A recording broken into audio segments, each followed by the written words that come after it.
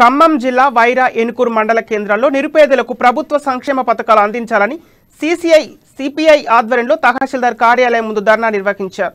తెలంగాణ రాష్ట్రం ఏర్పడి 8 ఏళ్లు గడుస్తున్నా నిరుపేదలకు సంక్షేమ పథకాలు అందించడంలో ప్రభుత్వం విఫలమైందని టీఆర్ఎస్ నాయకులు విమర్శించారు.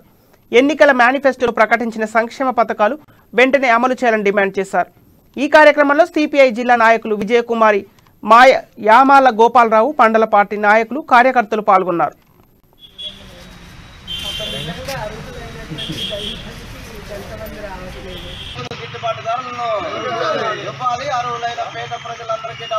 నిర్వహించడం జరుగుతుంది.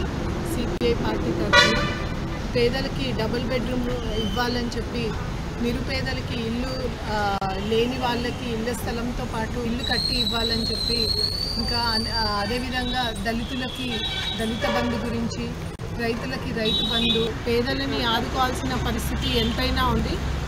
వాళ్ళకి ఇల్లు లేకుండా ప్రస్తుతము అద్దె ఇంట్లోనే చాలినటువంటి